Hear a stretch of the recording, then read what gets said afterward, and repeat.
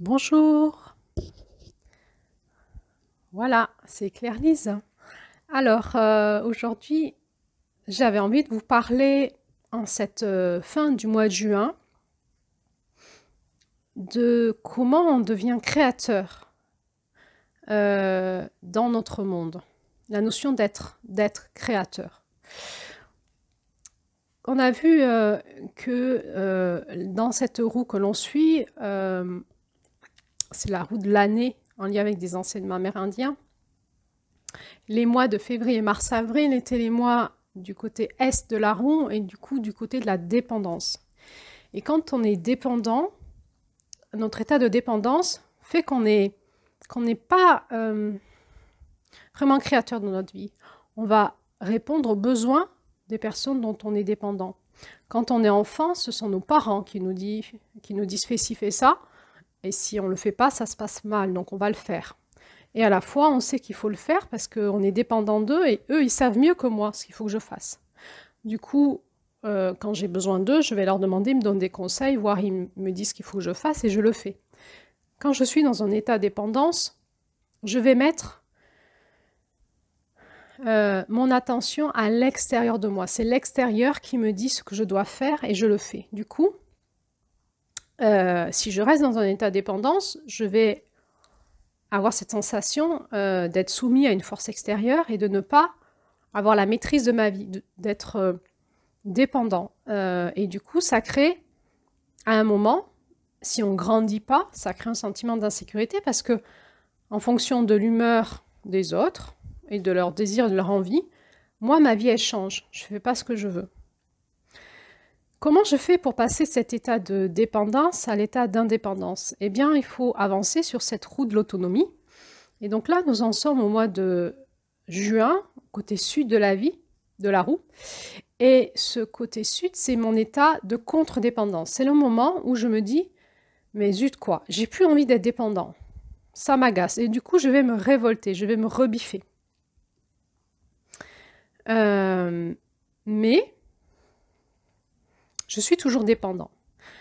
On avait vu que c'était la période un petit peu de l'adolescence. L'adolescent, il est toujours dépendant des adultes et il aimerait être indépendant. Donc c'est une période assez inconfortable dans nos situations de vie où nous sommes toujours dépendants de certaines choses et où nous aimerions être indépendants. Et donc cette période de contre-dépendance, elle est nécessaire pour pouvoir atteindre notre indépendance.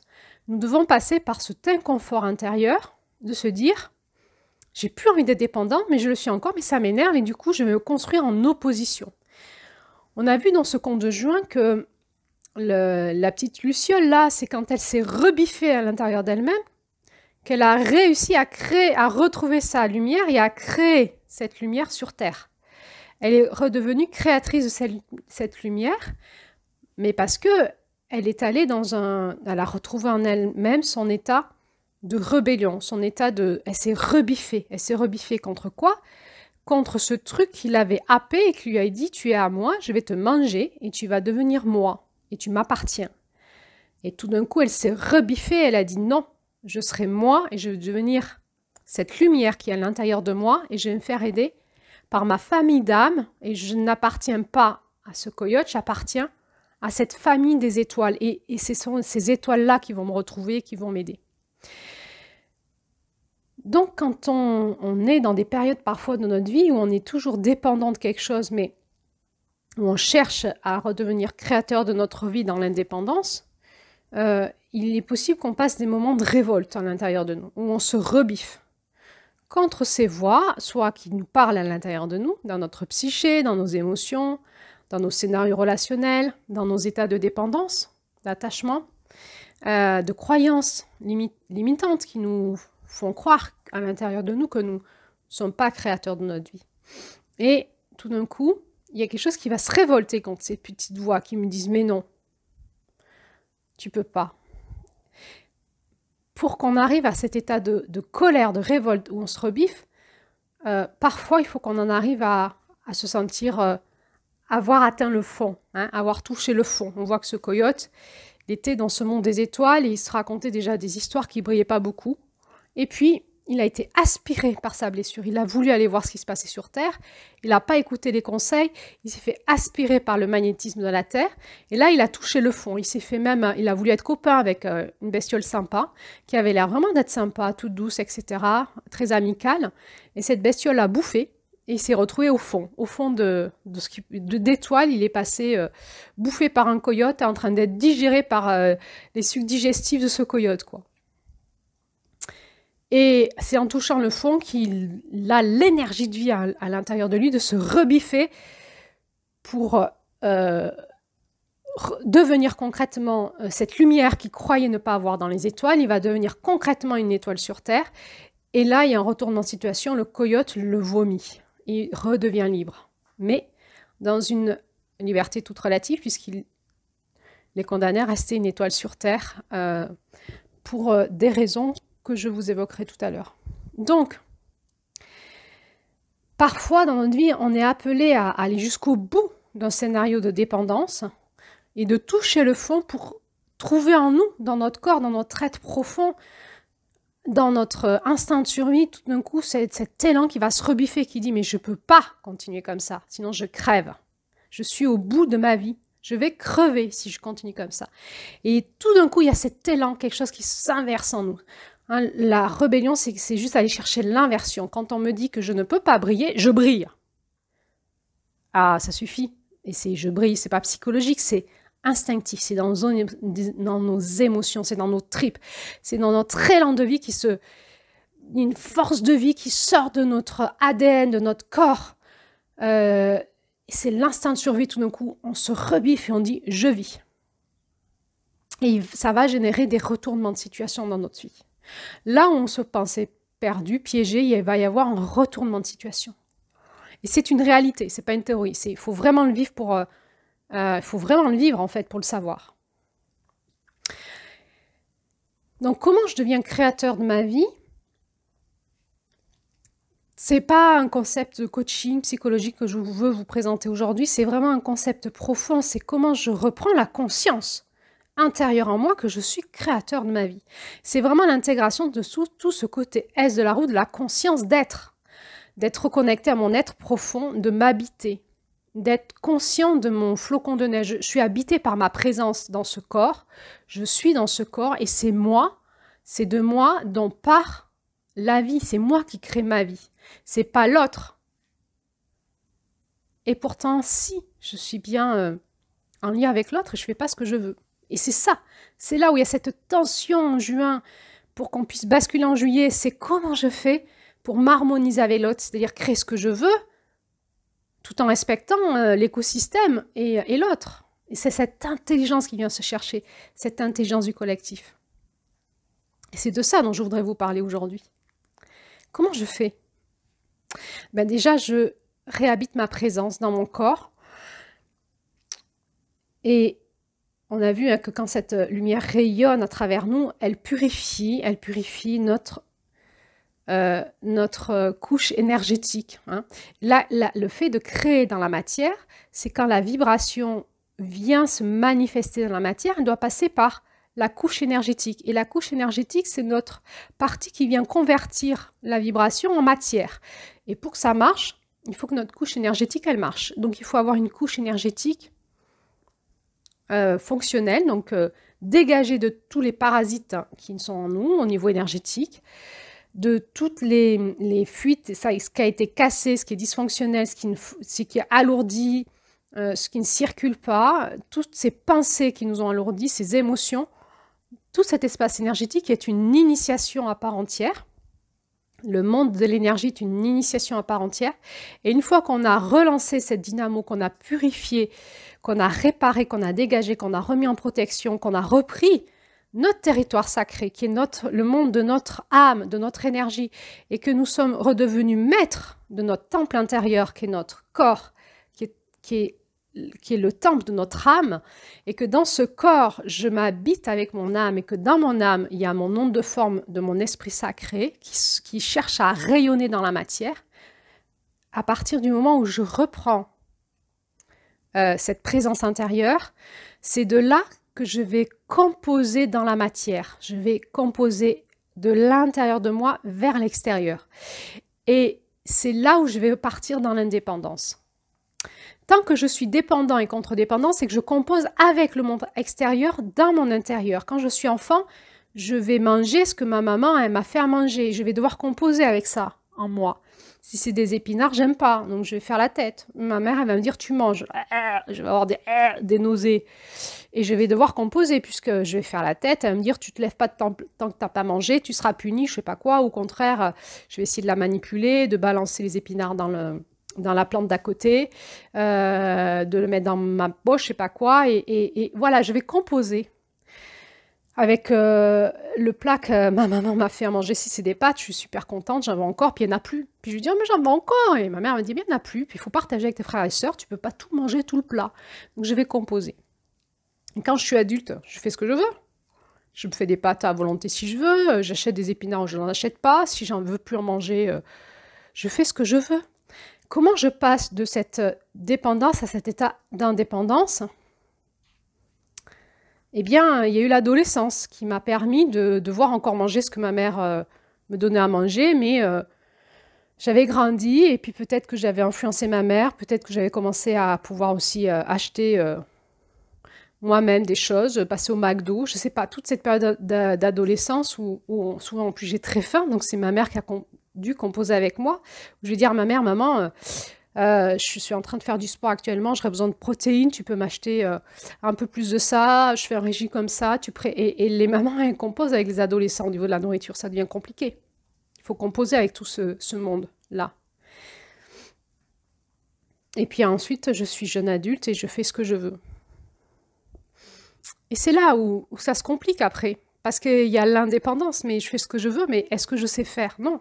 Je vais apprendre de ce que je crée dans la matière.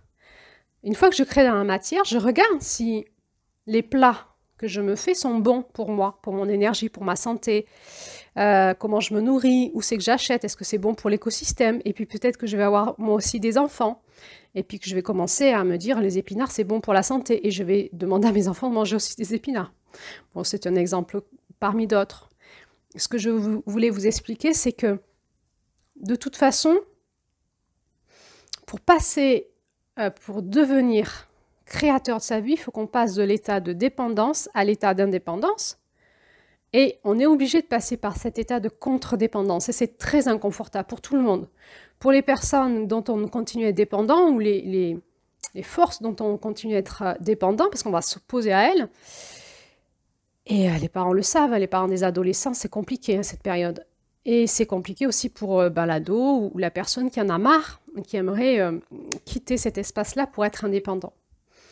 Et puis après, on sera indépendant. Mais est-ce que c'est pour ça qu'on va créer ce qu'on veut? J'imagine que dans les personnes qui m'écoutent, il y a des personnes adultes qui ne sont plus des adolescents. Est-ce qu'on est vraiment indépendant? Et on va, dans l'indépendance, sentir qu'il y a des forces en nous qui nous agissent, qui sont dépendantes. On est dépendant pour manger, on est dépendant, c'est-à-dire que si je ne mange pas, je meurs. Si je ne respire pas, je meurs. Si je ne bois pas, je meurs. Et donc en permanence, je vais devoir composer entre les parties de moi en dépendance, j'ai des besoins fondamentaux, et l'espace en moi qui veut reprendre son indépendance. Et je vais composer. Et du coup, à partir du moment où je suis indépendant, c'est-à-dire que j'ai repris la présence à moi-même de mon être intérieur, la conscience d'être, je ne vais plus composer de l'extérieur vers moi, mais je vais composer de l'intérieur vers l'extérieur. Et l'extérieur ne devient qu'une matière première pour créer, pour composer. C'est de la matière première, ce que me donne la société. La société ne me contraint pas, la société est de la matière. Elle crée de la matière, la société. Et avec cette matière, je crée ma vie. Je suis dépendant de la société. Alors, je peux me dire, ok, ben moi, je me mets dans une grotte. Ouais, mais c'est pareil. Si tu t'es mis dans une grotte, c'est en réaction à la société. C'est bien que peut-être qu'il n'y aurait pas eu cette société-là, tu ne serais pas allé te mettre dans une grotte. Est-ce que c'est ce que veut ton être profond d'habiter dans une grotte? Si oui, ben oui, tu es indépendant et que ce soit cette société ou une autre, tu auras habité dans une grotte de toute façon. Mais si tu vas te mettre dans un espace reclus en réaction à la société, tu n'es toujours pas indépendant. Tu es en contre-dépendance, tu réagis. Tu ne fais pas ce que tu veux. Tu réagis en fonction de la dépendance que tu as. Pour devenir indépendant, nous devons comprendre que tout part de notre intériorité. Que je peux rester en ville et créer la vie que je veux avec ce que la société me donne. Et être indépendant, c'est pas être tout puissant. C'est avoir la conscience qu'en permanence, en écoutant mon être intérieur, qu'est-ce que me dit la vie, qu'est-ce que me dit la joie, je vais pouvoir créer avec la matière qui est produite par la société ce qui est le meilleur pour moi. Et là, je vais basculer dans l'intelligence de moi et de l'écosystème. Et je vais prendre conscience que moi aussi, je crée de la matière. Donc, je vais créer dans ma vie la matière qui est bonne pour moi et qui est bonne aussi pour les autres, pour pouvoir co-créer, aller dans cet espace d'interdépendance qui sera l'espace du nord de la roue. Dans cet espace d'interdépendance, je suis devenue indépendant, j'ai expérimenté l'indépendance, j'ai avancé dans mon indépendance et je prends conscience que de toute façon, on est tous interdépendants. Donc, je dois créer de la matière première pour la société et j'en prends aussi de la société pour moi et on co-crée ensemble. L'indépendance est une illusion, nous ne sommes pas indépendants, nous avons besoin les uns des autres pour vivre. Mais je peux aller dans l'espace de co-création qu'à partir du moment où je suis habité par moi-même, où je suis créateur de richesse, de celle que je sais créer, de l'espace de ma présence, de mon cœur profond, de mon être de lumière, de mes dons et de mes compétences, de ce que dit la vie en moi, ce que dit l'amour en moi, de ce que j'ai envie de créer de meilleur, dans ce qui m'anime au plus profond de moi, en fait. Et en donnant ça à la société, je vais créer ça en prenant la matière première de la société ou de mon entourage, mon écosystème, pour pouvoir créer ça dans le monde. C'est comme la nourriture. Je deviens ce que je mange, que ce soit physique, émotionnel. Je deviens aussi les émotions que je mange ou les pensées que je mange. Psychologiquement, je deviens les pensées que je mets dans ma tête. Du coup, qu'est-ce que j'écoute, qu'est-ce que je lis, etc., etc. Quel film je regarde, etc. Ça me fait devenir ça. Et je deviens concrètement ce que je mange, mais je ne peux pas vivre si je ne mange pas. J'ai besoin de nourriture psychologique, émotionnelle, de nourrir mon esprit, de nourrir mon âme et de nourrir mon corps. Du coup, ce que je deviens demain, c'est les décisions que je prends aujourd'hui de ce que je mange, je le deviendrai demain. Du coup, de reprendre la maîtrise de la conscience de son être profond, de me nourrir de ce qui est bon pour moi et d'écouter en moi de quoi tu as besoin. Et il y a cet espace au niveau électromagnétique qui est un petit peu extraordinaire. L'électromagnétique, c'est que je suis capable de magnétiser à moi et d'émettre en même temps. Et j'émets et je magnétise la même fréquence. Donc, si j'émets ma lumière, je vais magnétiser à moi mes étoiles sœurs. Et c'est ça qui est extraordinaire, c'est que quand on comprend que la société, que notre environnement, notre écosystème, la matrice dans laquelle on baigne au niveau énergétique, au niveau électromagnétique, le bain du collectif,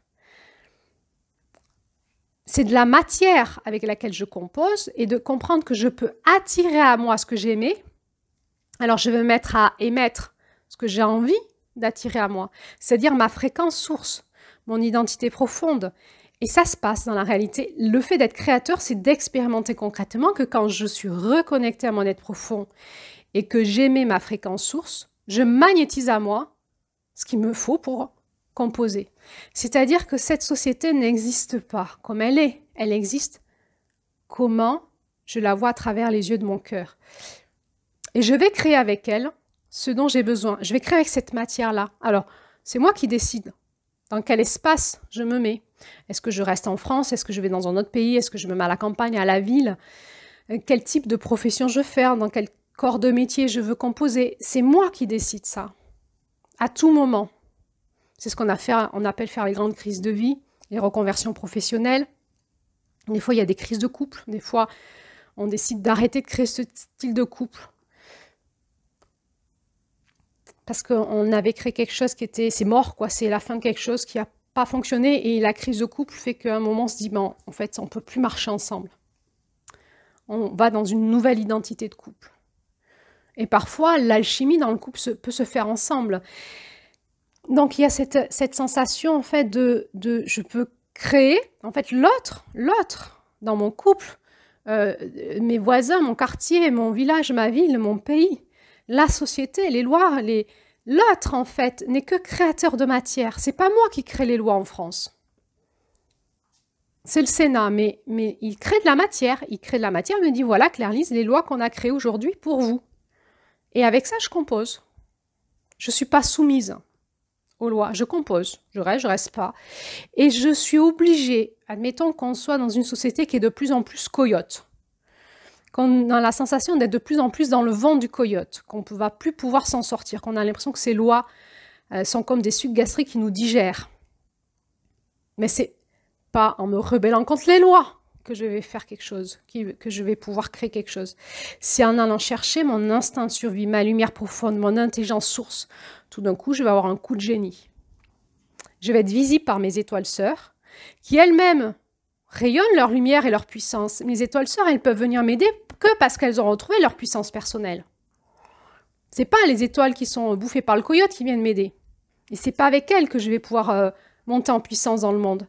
C'est avec les étoiles sœurs qui ont déjà fait le travail, qui sont déjà elles-mêmes dans leur puissance propre et qui ont ce potentiel de rentrer en action dans leur puissance.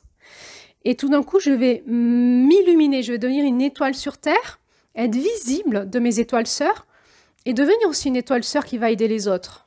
Quand mon étoile sœur a besoin d'aide, je serai là dans ma puissance pour l'aider. Et c'est que comme ça quand on est créateur de sa vie dans cette société-là.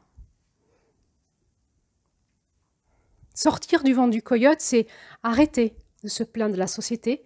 C'est vraiment se dire, ok, je me suis fait happer par le coyote. Maintenant, je reviens en moi, dans ma présence, je vais chercher cette rage de vivre en moi. Je vais retrouver ma lumière intérieure. Qu'est-ce que dit mon cœur, mon être profond? Qu'est-ce que dit mon identité source? Qui suis-je? Je vais le rayonner, je vais le manifester dans la matière et ça va dégager mon champ énergétique, ça va le nettoyer. Alors, c'est un travail, hein, c'est la porte du Sud, ça se met en travail, hein, c'est une espèce de roue énergétique d'épuration, de transformation qui se fait, une espèce d'alchimie intérieure. Et je vais me transformer dans la matière. Je vais devenir d'une étoile éteinte, je vais devenir une étoile rayonnante, comme un soleil, quoi. Je vais me transformer dans mon aura, dans mes champs énergétiques, dans la puissance de ce que j'aimais. Et je l'aimais par mon ADN. Ça va aller, une transformation jusque dans mon ADN. C'est vraiment une réinformation de mon ADN, dans l'épigénétique, de quelque chose qui... Je vais aller chercher les programmes en moi, profonds, qui me permettent de rayonner ma lumière dans la matière. Et je vais les activer et je vais le devenir concrètement. C'est plus des concepts, des rêves, des paroles, c'est quelque chose de concret. Je le deviens par la rage de survie, parce que je me rebiffe et je dis non à ce que le monde me dit que je dois être et je serai ce que je veux être. Et grâce à ça, ensuite, une fois que j'ai retrouvé ma puissance personnelle, je vais composer avec la matière première qui est produite par la société. Alors, par les lois, par tout ce qui se joue dans la société. L'intelligence artificielle aujourd'hui, la façon dont on éduque nos enfants. Et de ça, je vais composer avec mon intelligence source et je vais être aussi créatrice de matière première pour la société. Mais si je suis plus en lien avec mon potentiel, ma puissance, eh ben, la société va pouvoir récupérer ma matière, créer avec ça, et etc. Alors, il y a la théorie, puis il y a la pratique. Et la porte du Sud, c'est la pratique. Il faut y aller, quoi. Il faut le vivre, et on va se faire aider. Tout seul, on ne peut pas y arriver. On peut y arriver tout seul pour retrouver sa lumière intérieure. Et ensuite, il va falloir qu'on vive cette co-création. Mais avant d'y arriver, il va falloir passer par finir la porte du Sud, passer par la porte de l'Ouest avant d'arriver à la porte du Nord. Du coup, il va falloir que j'aille chercher cette indépendance en moi, cette puissance d'autonomie tout seul. Tout seul, je peux créer ma lumière. Je vais y arriver, je vais chercher en moi, je vais trouver les ressources et je vais le manifester au monde. Moi, tout seul, dans mon coin sombre, je vais rayonner ma lumière. Et je vais y arriver parce que j'ai la niaque, parce que je ne veux pas crever, parce que je ne veux pas croire tout ce que ça me dit en moi, dans mes émotions, dans ma tête, dans ma psyché, dans ma spiritualité. Et puis que je vois que je me fais coyoter dans mes relations, que je me fais coyoter dans les groupes que je côtoie, parce que je les crois, parce que je crois les mensonges qu'on se dit ensemble, parce que je crois les illusions qu'on se dit ensemble, parce que je crois aux rêves qu'on ne fait jamais passer dans la matière. Comment on fait passer un rêve dans la matière? Ça demande d'avoir une niaque de création. Eh bien, il y a plein de gens qui ont des rêves et qui ne les font jamais passer dans la matière. Alors, c'est des belles soirées où on se raconte des belles histoires et derrière, il n'y a rien qui se passe.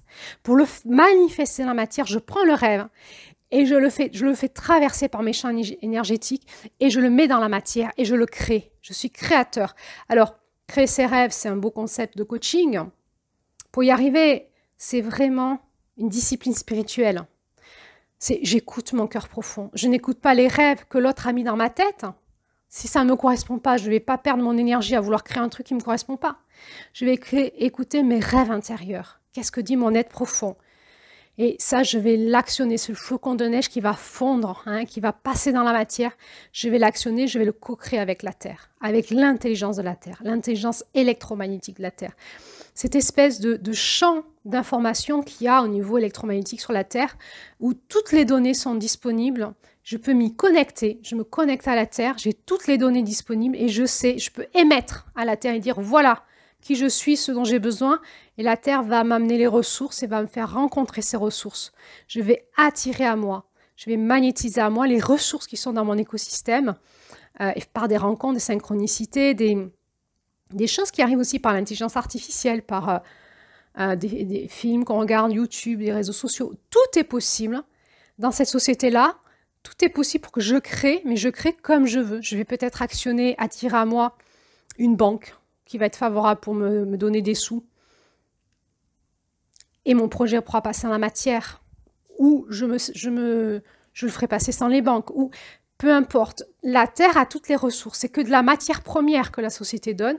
C'est à moi d'attirer à moi la fréquence que j'aimais. Et pour attirer à moi la fréquence que j'aimais, il faut que j'émette la bonne fréquence. C'est à moi d'aller rechercher en moi quelle fréquence je vais émettre pour attirer à moi les ressources de mon écosystème pour que je puisse, avec mon écosystème, créer cette matière première et devenir créateur de mes dons, de mes talents et de mes rêves. Voilà ce que j'avais envie de vous dire à cette fin de juin. Alors, je vous souhaite une bonne fin de juin dans ce masculin qui s'affine parce qu'on va aller vers juillet. Et en juillet, on va créer ce monde des rêves ensemble, dans le couple, dans la famille, entre les hommes et les femmes, dans la sexualité. Et on verra qu'il y aura encore un dernier challenge au mois de juillet, bien sûr. L'accomplissement ne sera total qu'à la fin du mois de juillet.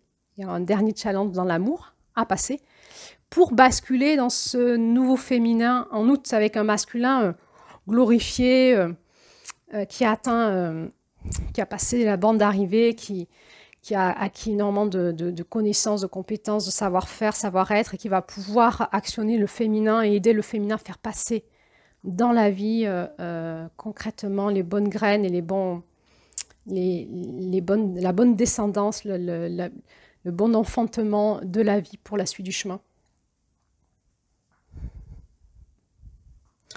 Eh bien, je nous souhaite une bonne reconnexion à notre lumière intérieure et un bon rayonnement.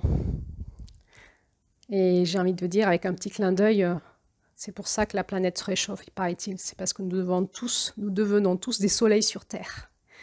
Donc ça fait chauffer la couche électromagnétique de la Terre et ça fait le réchauffement climatique. Allez, c'était mon petit clin d'œil humoristique de fin d'audio. Et à bientôt pour la suite encore.